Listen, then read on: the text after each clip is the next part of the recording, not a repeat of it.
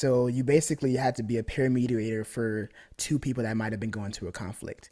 And as the mediator, you can't just come in there like, hey, you do that, you do this. You had to listen to both sides and figure out, like, what is I guess, the best solution that still doesn't negatively impact anybody in there. And I just remember that just stood out to me now because I think listening is one of those greatest skills you can have.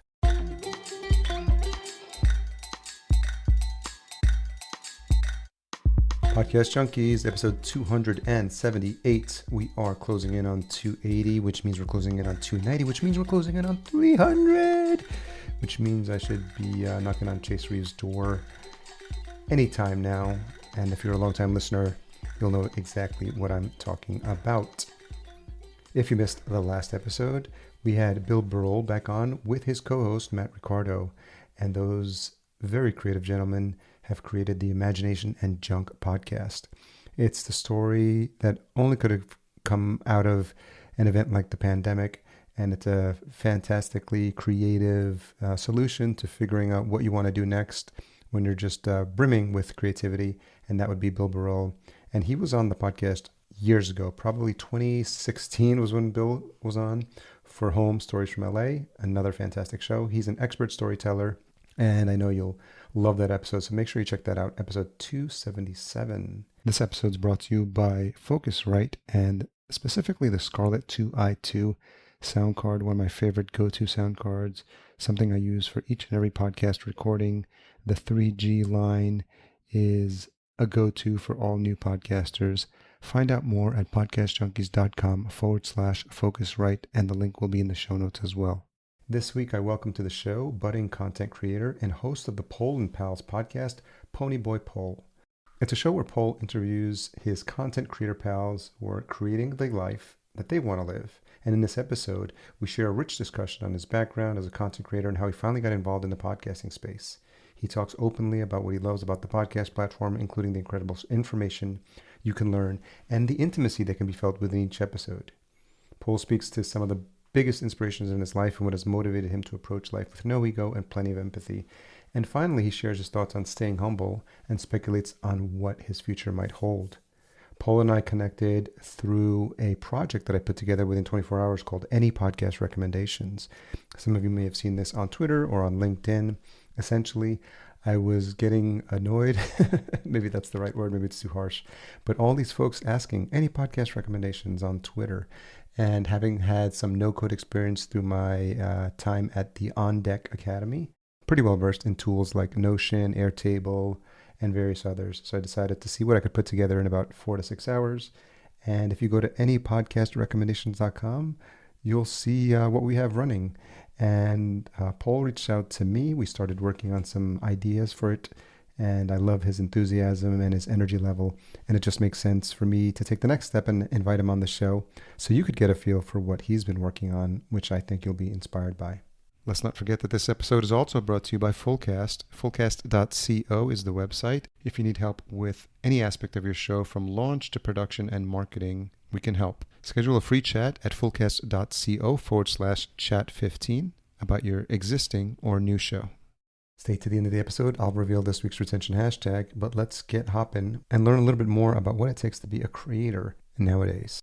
So, Ponyboy Pol, host of Pol and Pals Podcast.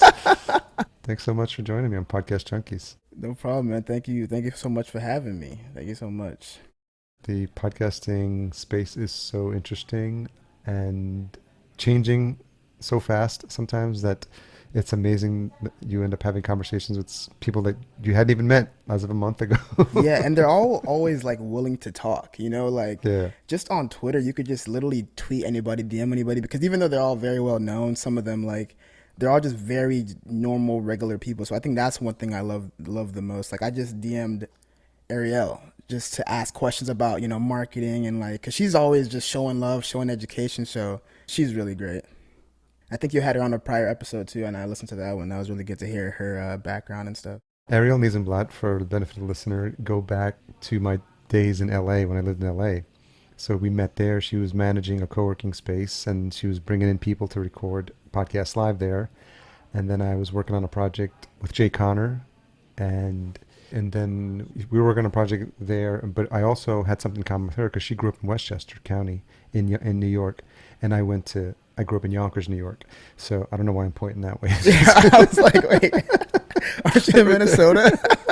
I'm in Minnesota, yeah. But I grew up in Yonkers, New York, just outside the city, and that's Westchester County. But I went to school in White Plains, New York, which is a little further north, all boys Catholic high school, if you can imagine that. Okay. How was that? All boys Catholic high school. Yeah, that was interesting. It was funny because so we were in Yonkers. We'd take the bus up, but it was just like this was 88, 84 to 88 high school. So it was funny because it's like the sort of like the preppier part of Westchester County. You know, there's like Scarsdale, White Plains, and all those places. And so we'd have to wear blazers and stuff like that. But it's interesting because I'm Latino, and we sort of like congregated, like all like the minorities like would have their own table in the back of the lunchroom. Then they're done. It was funny because we started our little crew, the Homeboy Nation. We were gonna make sweaters. It was fun. This is when all like the breakdance and stuff was coming out too. So thought we'd have our own crew and stuff. But one of the guys, I'll never forget, his name was Paul. He brought in a boombox, and he would just play. And I remember he played Roxanne Shante, which is the first time I ever heard her rap. She's like old school 80s rapper, female rapper. And she was like rapping so fast. I was just like, whoa, this is crazy. I was like, because I was listening to, I'm just like, this is like LL Cool J, Run DMC, just like all prime time hip hop in New York. Prime time. Yeah. It was Curtis Blow. Like, it was crazy. It was so much fun to be around. So just blasting at that there, and we just get these funny looks from like the rest of the lunchroom. But that was a throwback.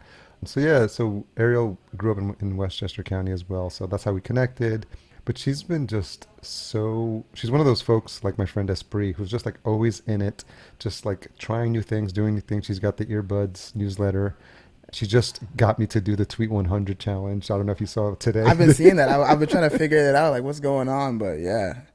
No, her energy is very high up there. And I think what's interesting is I know we're recording this with Squadcast, and I actually used to record with Squadcast when I first started recording remotely. And I didn't even realize, because I was getting the Squadcast emails. And it wasn't until like I was on Twitter and I'm like, oh, wait, this is the person that's been sending these. And I'm like, oh, okay. But no, I stayed subscribed to the newsletter purely because I just, I actually enjoy it, even though I'm not using them anymore. So yeah, she's a dope person.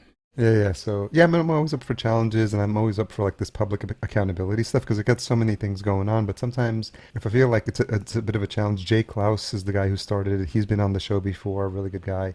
I think Jay's doing some work with Pat Flynn now.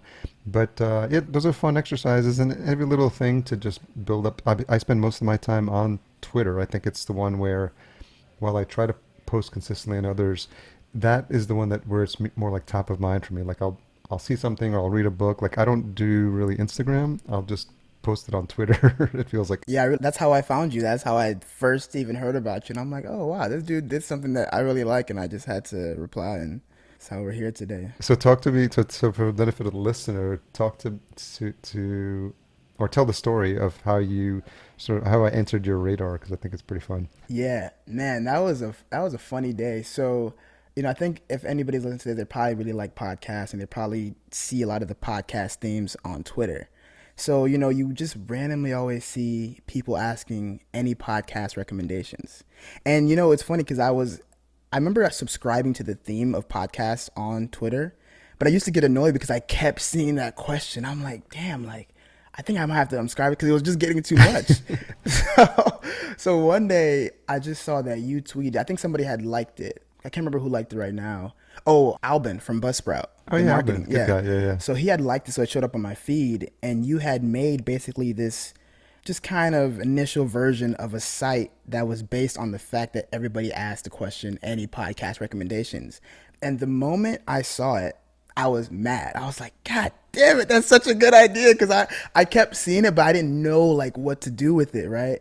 So the moment I saw that, I'm like, okay, this guy is smart. And I just replied like, yo, this is really dope. I'm jealous, but this is really dope. And then you signed up too. Yeah, I signed up like right away because I'm like, this is such a good idea. And then the moment I saw it, I'm like, like what would make this better? And then I remember I found you on LinkedIn because I realized that's where you post the most. and I messaged you on LinkedIn like, hey, I had this idea. Like, what if you had a Twitter bot that automatically replied to anybody that tweeted any podcast recommendations? And I think you just got back to me. You're like, yo, that's a dope idea. Let's collaborate. And, that's kind of how we started talking. But no, that was just a very insightful day. And I think it's one of those, like, whenever you think of something, just try it out. You don't know if it's going to work or not. You don't know what's going to happen. But, I'm glad that I took that initiative, and it's put me in a position to learn a lot because, like I said, you weren't on my radar before, but after getting to know you, I'm like, okay, this guy's like one of those guys. You know what I'm saying? Yeah. Do you think it's had you flex like a muscle that, we should all do more often if you have the entrepreneurial spirit, just that idea of just like taking imperfect action?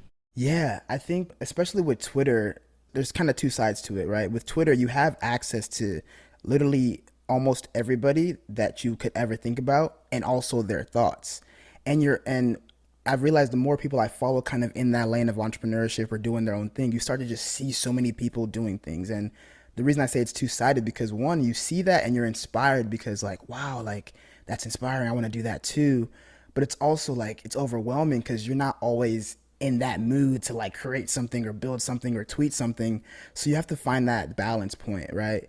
But to go back to your question of flexing the muscle, it does make you flex that muscle because sometimes you just see something and it triggers you.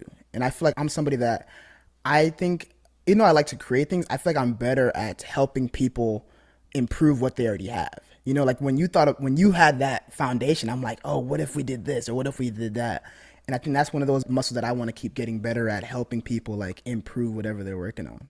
And I think what I found that's also interesting is when you find folks that are like-minded and think outside the box, it's kind of that 1 + 1 = 3 vibe, because it's like you could do something that would be cool. I could come up with some ideas that'd be cool. But if we're kind of like, merging of the minds and we're directing our energy on like a specific task, like for example, we're collaborating on any podcast recommendations. And I think just the flow, I feel like it's like when you're in the flow, you're just like, what about this? What about this? What about this? And I love being in that space because I miss it a little bit from, just coming from corporate. I was in 20 plus years in corporate. I worked at JP Morgan Chase and E-Trade.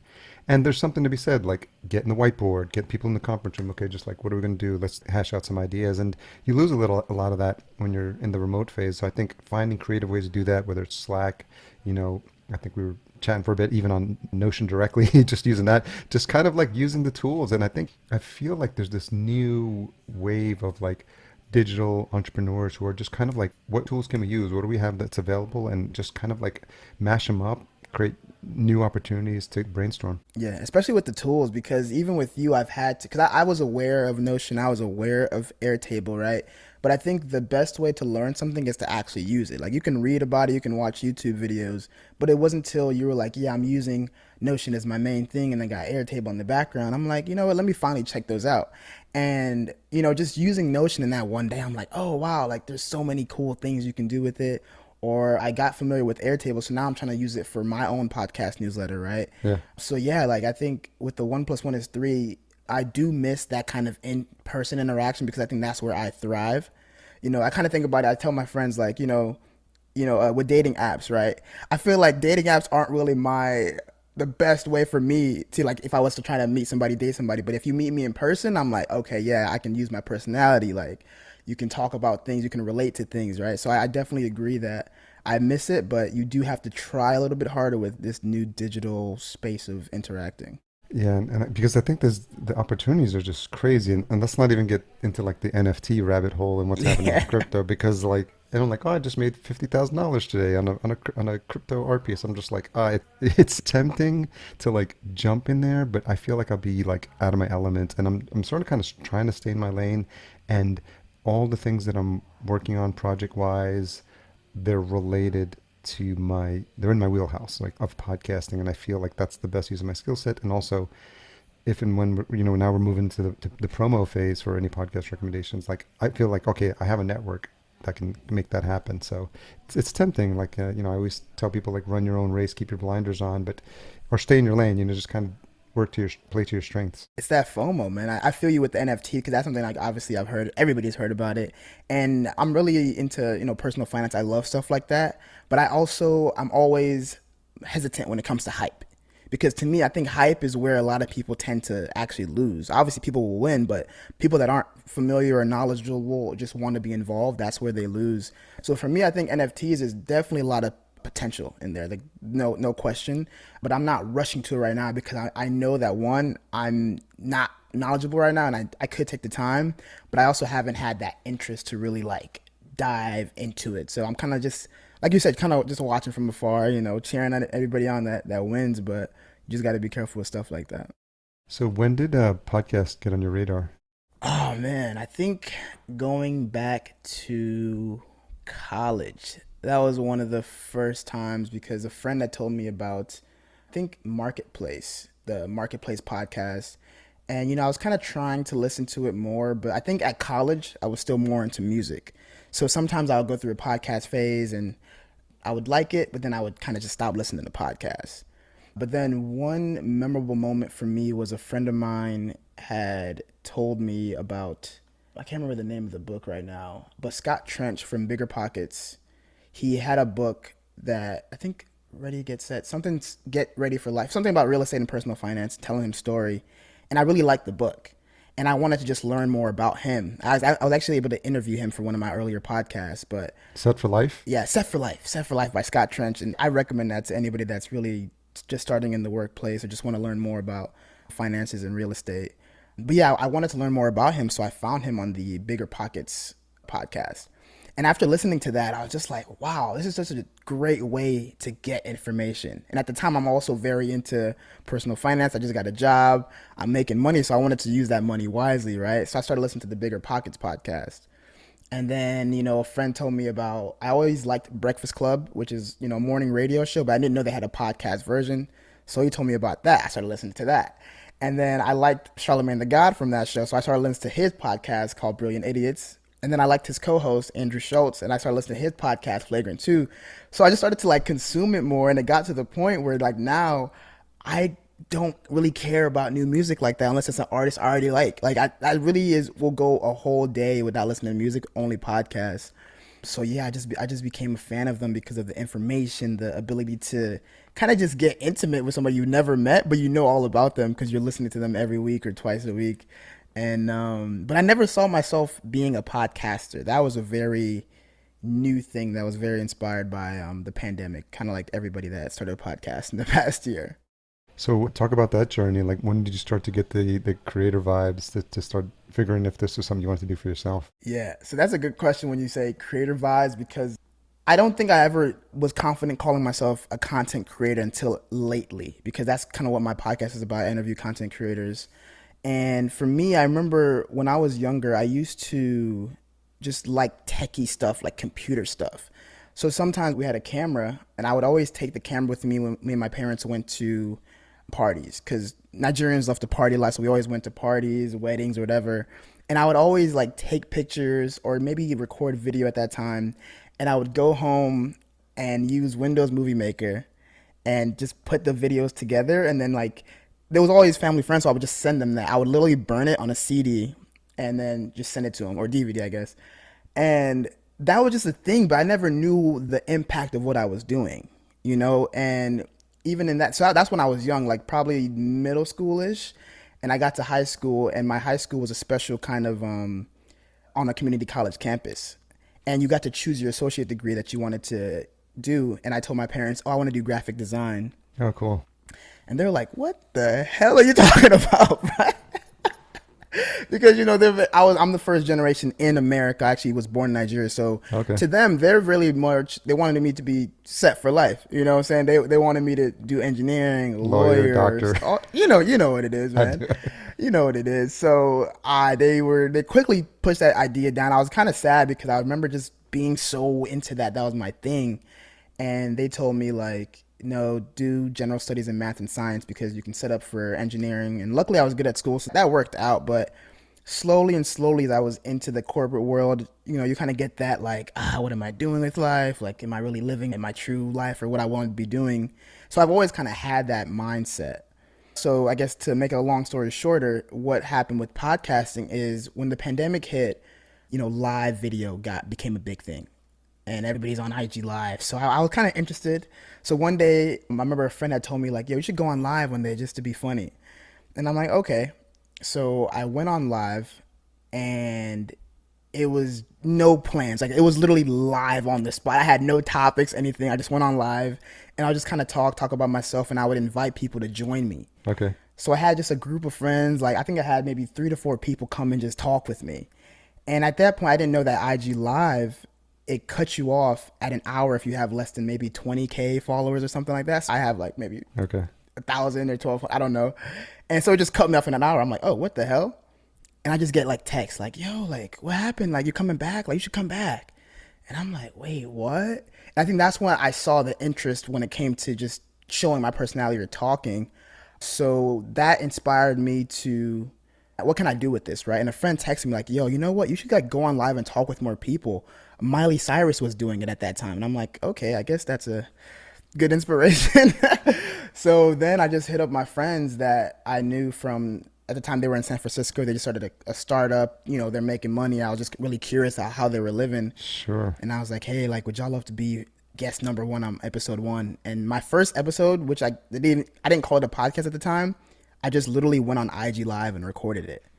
And, you know, from there, that's kind of how I got to where I'm at today. Now it's like an actual podcast on all podcasting platforms, but it literally would just be a conversation with me and my pals to share what they're doing, their creativity, to, in a way, inspire others to like realize like you can do it too. You know, a very cliche podcast idea, but it's been fun. Who was inspiring you in terms of podcasts? Like, were there ones that you were listening to in terms of like how you're thinking about the format of the show? Yeah, so I think I would say right now, I just always enjoy people that are able to have a conversation where it doesn't feel like an interview, you know, which is what I want to be doing, where I want to be always having the vibe, because I think sometimes when it's too back and forth with just straight up Q&A, you don't really get the sense of the person. So my goal is always like, how can I make it so that it seems like we're all pals? Because some of the people that I interview, I might have never met them before, but I wanted to come across as like, wow, like they're actually just cool people. Like I wanted to show that person's personality. So in terms of inspiration, I think I like Andrew Schultz just because even though he's a comedian, I think his ability to carry a conversation just fully off script is great. I think controversial as he is, I think Joe Rogan as well, he has a great way of being able to just talk with anybody. Sure. And, you know, sometimes that person can be somebody that's not very well liked. So I think in terms of conversation, I like people like that, but I've been listening to more and more podcasts to actually improve my skills. So for example, I had a friend tell me about, you know, Fresh Air, and, you know, I can't remember her name right now, the host, but Terry Gross. I remember Tommy Gross. Yeah. And I wanted to learn more about how she actually does it. Right. So actually, instead of listening to more Fresh Air podcasts, I listened to podcasts where she was on, where she was interviewed, and I got to just learn more about her and just kind of how she just gets to the point. And she's not a mean person, but she carries a conversation well, where like she's not afraid to ask questions. So I really like that aspect about her.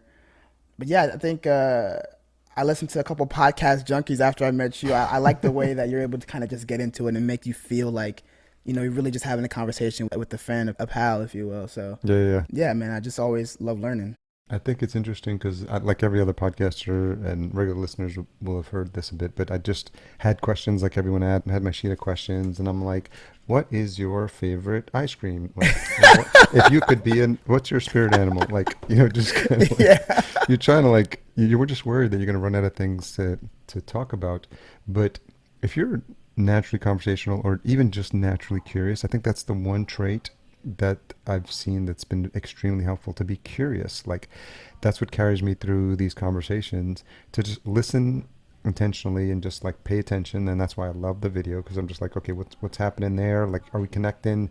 Are you just like, I'll never forget one guest who shall go unnamed in my first year who was like eating like a bowl of strawberries, and it was on camera, so I could like I was trying to like giving him time to answer the questions while he was done chewing, but it was just like distracting.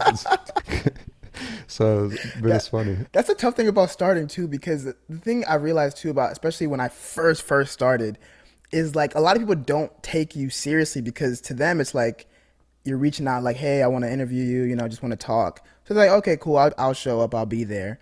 So they might not even want to wear headphones, or they might not even be somewhat dressed because it's a video podcast. So it's like, I'm going to post a video. So it's like, I had to get to the point of like, I had to be very serious about how I went about it. Like, even though it's fun, it's like, I want it to be lively. It's still serious to me. I want this to be a good reflection of myself. So I've definitely went through those moments where like you had to make somebody realize how much effort you're actually putting into it. I think you want to demonstrate to them that you respect like who they are and what they've done, and to the extent, especially if you're new, I think because there's so much competition, there's so many podcasts, people just now roll their eyes or like, oh, let me guess, you have a podcast. Like it's like everyone, like your grandma has a podcast. Exactly. Like, and so I think you have to find a way to connect with them on a human to human level and just genuinely like express interest in their story. And so my second show that I started, Vertical Farming Podcast, like I'm speaking to CEOs. So these are people like, if you're in the industry, you probably get a little like intimidated by having these like big CEOs come on the show. But since I don't know who they are and I'm not in the industry, I'm not really intimidated by them. Just like, oh, so like, tell them about growing up, like, your first time riding a bicycle, just kind of thing. And when you humanize them and they start to like, you can see the tension just drop a little bit and just like, oh, we're just chatting. I'm not asking them technical questions because I'm not the expert.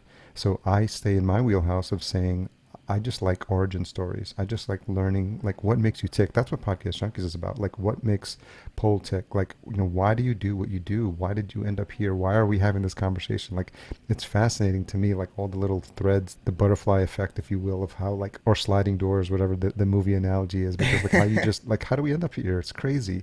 And so, but it's just, everyone has a story. And this has been my constant thing that I really focus on. Like everybody has a story. If you just ask the right questions, if you're curious, and everyone's got a story to tell. I agree. I think that's one of the things that I really want to show, because I would say like I'm targeting a little bit of a younger demographic in terms of not young as in like just in high school, but like around my age where you're still kind of almost reaching that quarter life crisis of like, fuck, like I have no idea what I'm trying to do.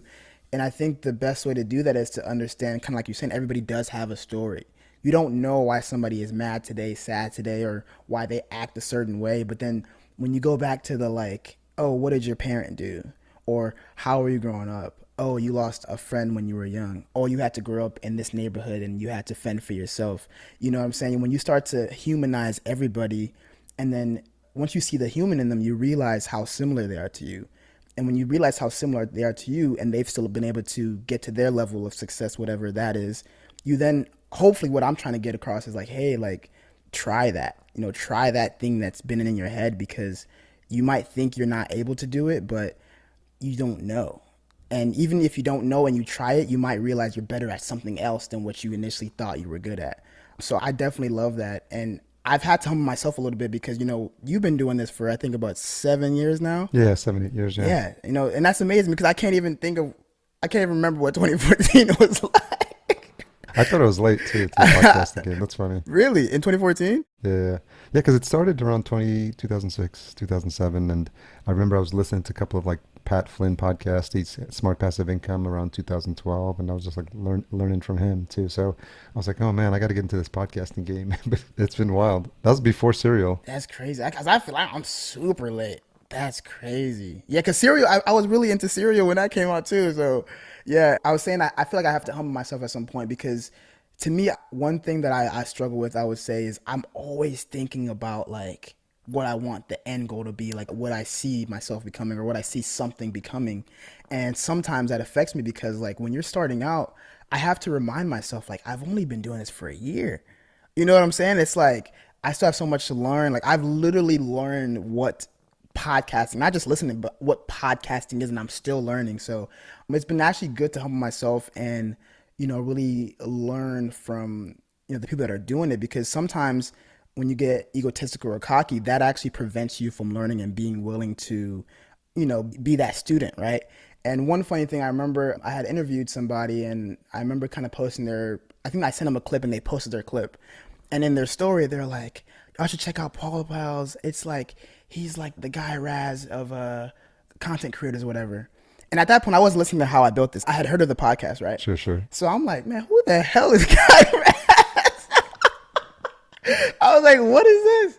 And I'm being honest with this because at that point I didn't know who he was. So I'm like, what is that? So I remember looking him up and I was just like, and I saw his accomplishments. I'm like, damn, like, and I was just kind of like jealous. I'm like, wow, like he's done that. And to me, I was kind of like, damn, I don't want to like try to follow in his footsteps and I don't want to do the same thing, which we had different types of content, but I had to get to the point of like, wait, why don't I use this as an opportunity to learn from him? And once again, I did the same thing like I did with Tony Gross. I looked at interviews that he's been on and I heard him talk about it. And, when he was very honest about how he grew up, his struggles, it's just easier to relate and realize, like, once again, everybody is going through something. Like, you can't give up because you don't feel like you're adequate enough. So it's been I just love this journey because I've struggled with it. I've been down. I've wanted to quit. But I'll just always have this reminder of like, hey man, you got to keep doing this because you're helping somebody out there. So. And it's Terry Gross. Terry Gross. I say Tony. Sorry, yeah. Okay. Okay. I still got the value of it, but yeah. Hope she doesn't listen to this. You said you just got this fear of like not succeeding. So what that tells me that is you've got a drive to do more. And so where do you see yourself in this journey? Is podcasting part of it, or do you have higher aspirations for, and I know it's maybe you're at your quarter life crisis, so yeah. I'm at my half life crisis, but yeah, I'm just curious, when you say that, what is it that you feel that is still left for you to do and accomplish? That's a great question. And honestly, I think I'm still trying to figure that out. And one of the reasons I say that, like I said before, I think podcasting to me, it was a great way for me to realize like how do I, get my voice out there? How do I talk? But then I had to ask myself, like, why do I want to get my voice out there? What makes me special than anybody else that wants to start a podcast, right? And that question has helped me a lot in terms of trying to specify, like, what do I want to accomplish? And to me, I think one thing I've always been good at is being able to make something that might be complex or might seem difficult and explain it to somebody, right? So what I want to get across is like, how do we paint this picture of, especially people that maybe look like me or grew up in similar neighborhoods to me, how do we give them this inspiration? How do we make them understand like, yo, it's cliche, but anything really is possible once you try. So for me, I think ideally what I want to do is have a platform where everything I'm doing is benefiting, either my generation or the next generation. Because I have a younger brother, shout out Peter, who's 6 years younger than me. And growing up, I used to get annoyed sometimes because my parents, whenever I wanted to do something with my friends, they're like, yo, bring your brother. Or just be like, yo, your brother's watching you. Like, just be careful or, be aware of what's going exactly, right? So I think that's been instilled in me to always try to set an example. And I'm not even saying that to say I'm perfect, but I've always had to keep in mind of like, damn, what if Peter saw that? Or what would Peter think, right? So I think I want to just really, I feel like if I can just build this platform of one, getting others to just be inspired to do their own thing, right? Have a community of pals, right? How can that translate into like my other big interest, which is financial literacy? I love to really instill that knowledge, but also, provide funding, stuff like that. Because, money really does make the world go round. Even if you hate capitalism, even if you hate the rich or whatever, you will need money to live the life that you want to live, right? So how do I build a platform that's actually centered at, education, but also making it real, making it not too complicated. So that's always in my head, right? So I think this first foray into podcasting is actually just like a good way for me to, one, really keep working on my creativity and content and all that stuff, but also how do I curate this message and actually make an impact? Because I don't really know when you're making an impact via podcasting, but I was going to ask you about that too. But sometimes people will message me and let me know, but I want to get to the point where I'm like, okay, this many people have been inspired to do this, something like that. Where does that drive come from? This idea of being a role model, this idea of inspiring people, like where does that come from?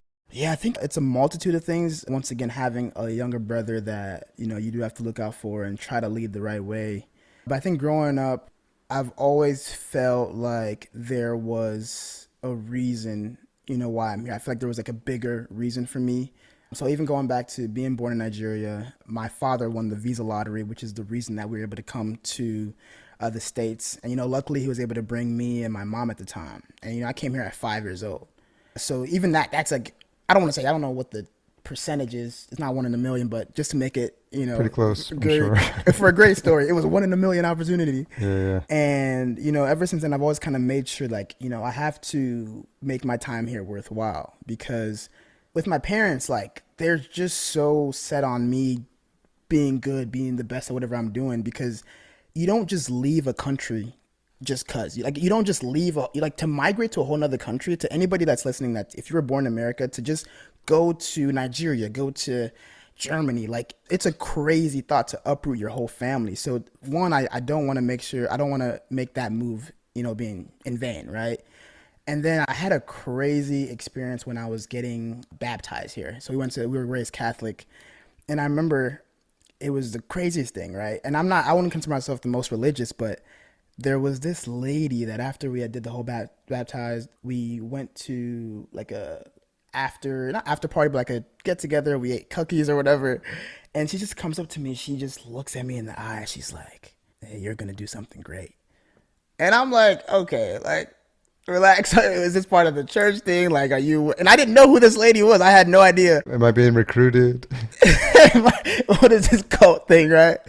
And she just comes and she's like, wow, I just feel your energy. Like, you're going to do something great. Whoa. And, I'll take that for what it is. I don't really know what to feel about that. But I think her just saying that just instilled in me, because I always felt that, like, I had to really do something. I had to really make some type of impact, difference in this life. Because when you want to get deep about it, we don't really know what the purpose of life is. We don't know what's going to come after. But I know that today, right now, I'm talking to you. I know today I'm going to meet you or meet somebody else and interact. So why don't I make the most of this moment? Why don't I make the most of this life that we're familiar with, that we know, that we can touch, we can smell? And I think the best way to do that is to just impact the people around you, because, like, the world is crazy when you really want to think about it. But if you can make somebody's day better, that's probably the greatest thing you can do for that person. So I think I just really want to, have fun. I might not always be the nicest person, or I might not always want to talk to somebody, but I think when I'm in that mood, when I just really feel good, I want to make sure that you're having a good time. So that's kind of always been my personality, but I also feel like it's one of the reasons of why I'm here. I got chills when you were telling me that story. That's pretty cool. Yeah, man. I've been flashing this book left and right. It's called Becoming Supernatural. It's by Joe Dispenza. He's you may have seen him like around, but he's kind of he was known a little bit for that book, The Secret, or that movie, The Secret, that came out like 10 years ago or something like that. So kind of painted everyone there in a negative light, but now he's got this new stuff that's like basically marries meditation and science together, so that he actually shows you now what's happening in your body when you're meditating and you're doing that breathing, how you're activating like the energy centers in your body, and just a lot of what he teaches is in the quantum field, like all possibilities exist. And what you're trying to do when you meditate is align yourself with the future that already exists, which is the future you want.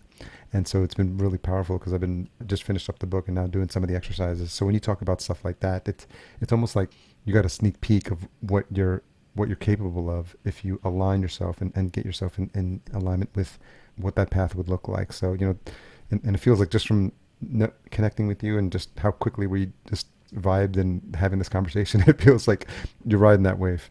I'm trying, man. And I really appreciate, you accepting me and like, willing to work with me, because like I said, I didn't know what to expect of me reaching out, but I just thought it was a cool idea. And I think we connected just for a little chat, and I kind of wish it was recorded, because I'm like, oh man, like this man has like gems. I actually took notes on that. So, whenever I can get you on my podcast, I'm definitely going to bring those back up. But once again, that was another example of me learning, just like, there's people that have done this before. Like everything that we're trying to do, it's not really new. So it's just best to just learn from those that have done it, and, be humble enough to take their teachings or whatever it is. I think one of the things that you said that stood out to me was, one of the things was, when you want to create something and make it better, do one thing. And then even if you have a ton of ideas, do one thing and see what change that affects. And then see how, okay, what should I change it? Should I build better on? Because sometimes I'm very like, oh, I have all these ideas in my head. Let me put it. Let me just do everything, right? Get it right. Get it perfect. Yeah. Exactly. And that's helped me kind of slow it down. I'm like, okay, let me try this change. Give it like a week or two. Like, okay, it's something people like that. People didn't like that. So I'm always trying to learn, man. I'm always trying to learn. Yeah, it's an old school quote from I think it's attributed to Peter Drucker. He's like really known in the business world. And I think his whole thing was what gets measured gets managed. And he's like, if you're not measuring things, how do you know if you're having success? You know? And it's just been really important. And I know this is some of the things we're going to be trying with the project we're working on. But just like, where are we now? Try this experiment. Did anything change? Nope. Okay. Try this next thing. Did anything change? Because when you just throw a bunch of stuff at the wall and then it starts to move the needle, you don't know which one of the things did it. Because we're trying to create like repeatable processes here that we can just like, oh, this works. Let's double down on that. You know, so that's really exciting. But a couple of things that a couple of words that you mentioned with this idea of like humility, and you said earlier this idea of keeping your ego in check. Is that something just how you were raised, or does that come culturally, or what? Ah, man, I was asking myself that because sometimes I'll ask my guest questions and I'm like, man, how would I answer that? Because I've asked something similar. I don't know if it's just inner personality, because I would say Nigerians were very egotistical naturally, like, and religious. So like your parents are always praying for you. They'll be like, oh, you're taking this class. You're going to be the number one in this class. We pray to God that you're going to get an A+. And I'm thinking like, damn, what about little Jimmy? Like Jimmy's been killing it with his studies. Like, I think he deserves A+ too.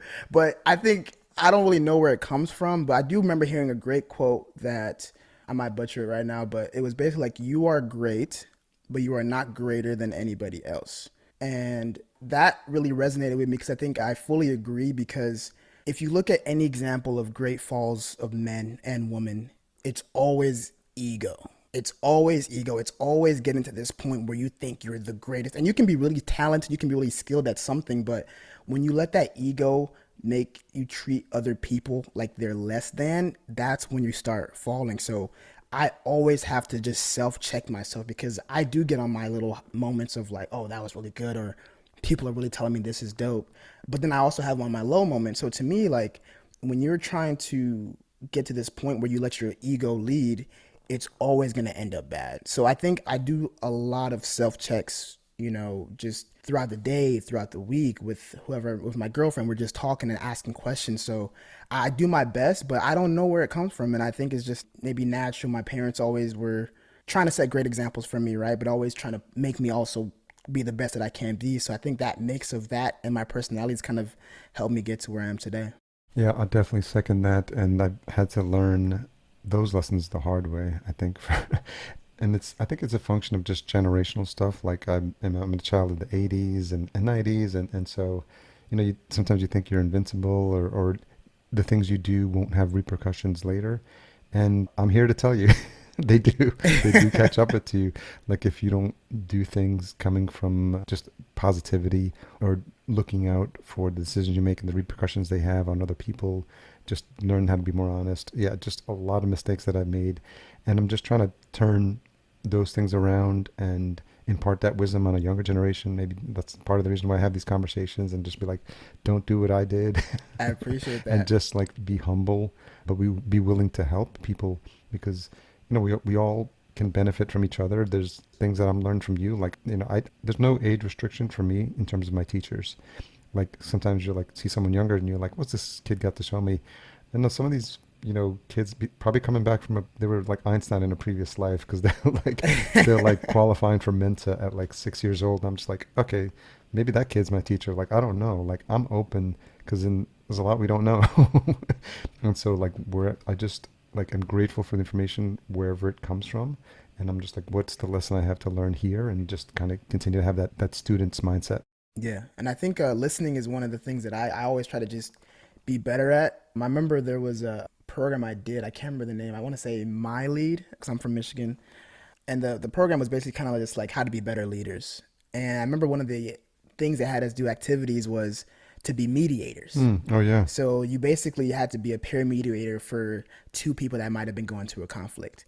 And as the mediator, you can't just come in there like, hey, you do that, you do this. You had to listen to both sides and figure out like, what is the best solution that still doesn't negatively impact anybody in there. And I just remember that just stood out to me now, because I think listening is one of those greatest skills you can have. And, I think I'm good at it. But one thing I do say I struggle with now is like being able to implement whatever you listen. Because one thing that I do with all of my podcast episodes, I always end it with, what are the words of advice you would have for somebody to create the life that they want to live? And, words of advice are great. They're really good. You can hang them up on your wall, remind yourself, but they don't really mean shit until you implement them and put them in a routine. So Sure. I've been actually trying to like implement the things that my guests say, and like, okay, this person said master this, or this person said don't say no to yourself. And I'm like, okay, am I doing that? Am I checking myself? Right. So yeah, and you can literally learn from anybody because we all just have different stories. Yeah, so well put. And just having that open mind, but the key is putting it into action, like you just said, because it's otherwise they're just Instagram quotes. just talking, just reposting on your story, man. So what did you study in college? Mechanical engineering. Okay. With a minor in international studies. So I tried to get my Spanish up, but I use that as an opportunity to just travel abroad every year.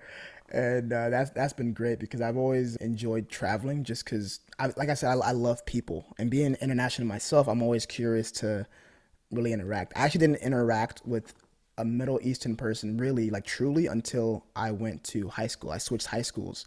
And I came from a primarily black high school, school community growing up. Sure. And, one of my good friends from high school, Omed, he's Middle Eastern, right? He's Kurdistan. I didn't even know where Kurdistan was on the map.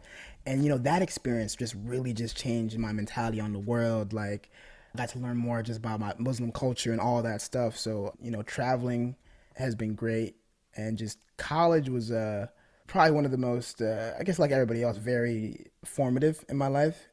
Because growing up, my parents kind of kept a tight hold on me, right?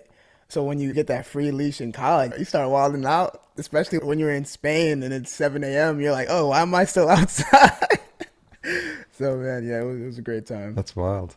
I imagine an experience like that has really opened your eyes to all different ways different cultures can influence you, and just different perspectives on the world. I think is always a good thing to have. It is, man. I think probably one of the most memorable of my trips, I went to Costa Rica, and that was a volunteer trip where the point of the volunteering was to assist with, basically there was turtles that would always come on the beach and hatch their eggs, but their eggs were very valuable.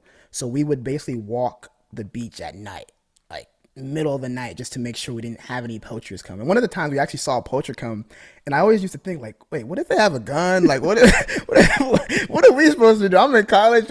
We don't have any weapons. But anyway, we did see one poacher guy, and he just kind of like walked away. But what I took from that was you really cannot take your life for granted. Oh, that's good. Because the people I was living with, we had to stay with, like what are they called? Like a travel mom, basically like the mom housed us in her home. She spoke Spanish. I had to work on my Spanish a little bit. And, there would be days where like the rain would be crazy. You can't even walk outside. You're kind of flooded.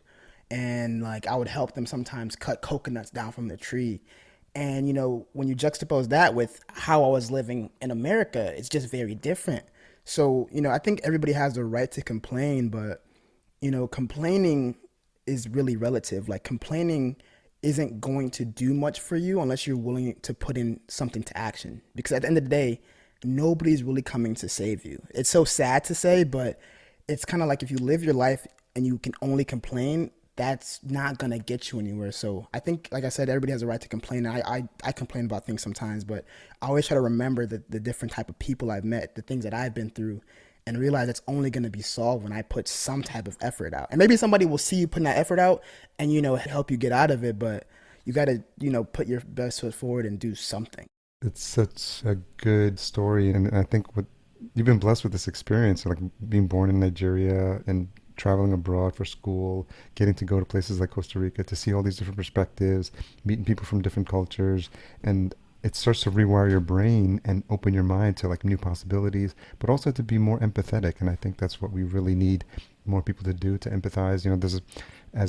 This is August 2021, so there's like a bunch of stuff going on in Afghanistan right now, and it's sometimes hard for me to wrap my head around like where do I put energy and attention, just kind of bless the situation, and just like hopefully for the people that are affected, things work out, and we're all trying to do the best we can here with what we have at our disposal. But I think that's what drives me to just like use whatever tools I have and whatever learnings I have, whatever mistakes I made, and maybe this podcast is part of it, but just like talk to people like you, get re-inspired, because every conversation like this re-inspires me, and hope that people like hear your stories and take a nugget away or two from like what you've done and how I get the sense that you're always trying to improve yourself. Yeah, I'm trying, man. It's hard, but like you said, empathy is probably man, if we could all just empathize a little bit more, man, the world would be amazing. Because I don't know if you've heard about Soft White Underbelly on YouTube. No. But yeah, basically my girlfriend just told me about it a couple weeks ago, and the host, Mark, I think his name is Mark Leda. He's a photographer, and he's been doing this for a couple years. But basically, he's most famous for taking people usually off the street that are homeless and interviewing them. Okay. And the way he just goes about it and just lets them talk, like it's like a masterclass in empathy, because you just realize the person behind this homeless character that you might think about. So I've been trying to watch that a little bit more, and just one, I like his interview style, and two, I just try to just understand a little bit more about people, like what led you to be at this point in your life, because we'll just kind of sometimes drive by, we might not even want to make eye contact, because not necessarily like we just despise them, but it's just you almost don't want to deal with that aspect of life that somebody is living sometimes. And his show has made you have to face that head on. Like, you can't even watch it for too long, because I just start to feel uncomfortable, because some of these people they'll be in there still drugged up, and they're talking about, what they have to do on the street, like, prostitution or just horrible sexual situations with their family members. It's just a whole lot. So it's one of those things that I definitely recommend people try it out, but also just be aware of the type of content it is. Yeah, and you have to be in a stable place yourself, right? You can't watch that if your life is not going too well, because you just downward spiral. But I think it was like Stories of New York or Faces of New York. I think might have been. I don't know if it might be the same. Humans in New York. Is it that guy? No, it's a different guy. Okay, but I never thought about it. It's similar. Yeah, that would be a great podcast too. I don't know if he has a podcast, but that would be a great podcast. Yeah. Couple questions as we wrap up. This has been an amazing conversation. Thanks again. Appreciate it for having me, man. What's something you've changed your mind about recently? Oh, that's a great question. I would say my content and myself. Like, I always go through this imposter syndrome at times, because it's like, when you create content, you think it's the greatest thing, right? But you don't know what others feel like. And then sometimes I'll listen to an episode back, because I edit all my stuff, and I'm like, man, I should have said this. I should have asked this question. So when it comes out, I'm looking at it from the point of, man, damn, this could have been way better. And then somebody hears it and they're like, yo, this was amazing. I love this. Or they're like, you killed it. And I can't relate sometimes, because I don't know, man. So I say that because you're too close to it. Yeah, I'm too close. I say that because, we originally had this, I think, scheduled for about 2 weeks ago. And a day before it, I was about to reschedule with you, or at least push it way back, because once again, that imposter syndrome came up, because, I'm looking at the people you've interviewed, like Evo Terra, Ariel, James Cridlin, big people in the podcasting industry. And I'm just like, man, I don't think I'm ready to be on this show yet, bro. Like, I remember you had texted me like, yo, I want to talk about your podcast story. And I'm like, story? Like, this is like a one-pager, man. Like, I'm just starting out, but, you just trusting in me enough to want to talk and trust me with, the side project we're working on. I've just had to change my mind about how I think about myself. And I think it's an ongoing battle. Maybe tomorrow I'm feeling down again, but when you let yourself think you're not great, then you're not great. But when you let yourself think that you are great, you will be great. So I just have to keep putting that mindset and still be willing to learn, still be willing to improve, but understand that, I have to look up and not think that I'm going down. Oh, so good. So good.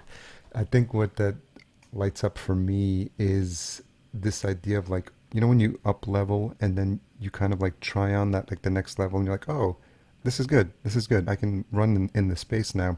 So hopefully, by me pushing you, you're just saying, yeah, let's come on, because I know you got a story. You got a story to tell, and we're going to get it out of you. And I just knowing, I think seeing slivers of your initiative, and I was just like, sometimes you just take chances on people too, and in the same way, you're going to have the opportunity to take chances on people who you just kind of see something in them. You're like, oh, I think, you try it. Sometimes it works out and sometimes it doesn't. Exactly. But I just kind of rewarding you for taking the initiative and just letting you know that, like, when you kind of take steps towards your greatness, great things can happen, because you surprise yourself and you're like, you can see what you're capable of. And now you're looking at the next level.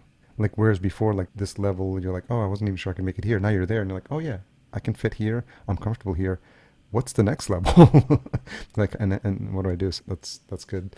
What's the most misunderstood thing about you? Man, That's a good question. And I think my girlfriend answered this one of the early in our relationship is, sometimes if let's say you only met me maybe through IG early on and you kind of just were familiar, you might think that I'm just kind of very jokey all the time. And I remember her telling me like, yo, I don't think you can be like serious sometimes. And I remember I being offended at that because I'm like, wait, what? Like, whatever the situation is, I will be serious about what needs to be done. So sometimes if you might not know me, you might just think everything is kind of like a joke, which I try to find the funniest thing about life. And like, I can make anything a joke, right? Whether you're into that type of humor or not. But I think that's the thing about me is like, I can be very serious when it comes to what I need to do and just about, the content I need to do, the structures or frameworks that I need. So, just get to know me a little bit more, and that's how it will come out. Well, hopefully some of that was transmitted across the airwaves in this conversation to everyone listening. So thanks again for pushing yourself out of your comfort zone. Thank you for once again. And it's been fun. It's been a fun couple of weeks just kind of getting to know you and working on this. And I'm glad we got to share your story a little bit. And there's going to be other chapters. Like this is just one chapter and this is a story, but you're going to have new stories to tell. And I'm sure we may even revisit them in a future episode on the podcast. And it'll be even more fun to look back. For sure. I can't wait. Can't wait to look back. Yeah, man. Thank you so much for having me on again.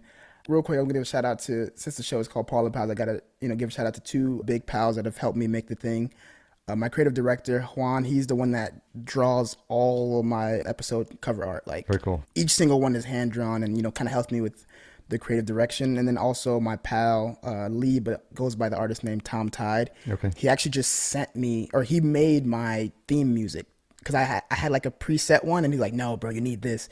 And he literally made it in one night and sent it to me. So, I really do make sure that, my pals are like the center of the show and anybody listening, anybody that interviews. So I just want to give them a shout out as well. Well, that's props to you for like kind of looking out and shining a light on folks who help you along the way too. So that's just kind of speaks to your character as well. Make sure you send me those links for IGs or whatever they have. So we'll put those in the show notes as well.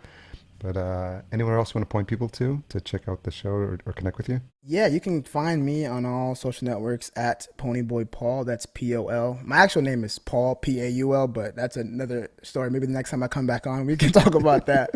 Your alter ego. Honestly. Ponyboy Pol on Instagram, on Twitter. I'm a little bit more active on Instagram, I would say. Okay. And then my show as well, Pol and Pals. That's POLANDPALS on all social networks as well, YouTube and all podcasting platforms. All right, Paul, thanks again for coming on, and we'll share all those links, and I appreciate you taking the time. Thank you so much, Harry. Appreciate it. Okay, I'm not even going to ask you if you enjoyed the episode because you made it this far, so it's obvious that you did. So the best thing that you could do is leave a rating and a review at ratethispodcast.com/podcast junkies. I'm running low. If you're a regular listener, that I read them out at the beginning of the show, and I'd love to read yours out next. ratethispodcast.com/podcast junkies. Check out newpodcastapps.com for those of you on the bleeding edge of the world of crypto and the value for value model espoused by Dave Jones and Adam Curry on the Podcasting 2.0 show. It's really a fun world and a fun rabbit hole, and I've been learning a little bit more each week and each month as I listen to those shows and get caught up on those episodes. Newpodcastapps.com, where you can support your favorite podcast host directly through Bitcoin payments. So thanks again to Ponyboy for coming on the show. Much appreciated. Full show notes at podcastjunkies.com/278. Intro and outro music composed by Cedar and Soil. cedarsoil.com for his fantastic catalog of music. Don't forget to check out our sponsor Focusrite and their awesome line of gear. My favorite, the Scarlett 2i2 Pro. Check out the full lineup at podcastjunkies.com/Focusrite. Podcast production and marketing provided by Fullcast. Sign up for a free podcast brainstorm at fullcast.co/chat15 if you are a business owner looking for help starting, producing, or marketing your show. Tune in next week for my conversation with fellow freestyle lover, Florida resident, high energy entrepreneur, and creator of the E5 system, which you'll learn much more about in the next episode, Todd Brown. I really enjoyed this recent conversation with Todd. I have a feeling it might be one of your favorites as well. If you've made it this far, you're no doubt looking for this week's retention hashtag. Let's go with Ponyboy Pol. That's PONYBOYPOL. Tag us at podcast_junkies and Pol at Ponyboy Pol as well. That's his Twitter, PONYBOYPOL. Thanks for all you to support the show. Talk to you next episode.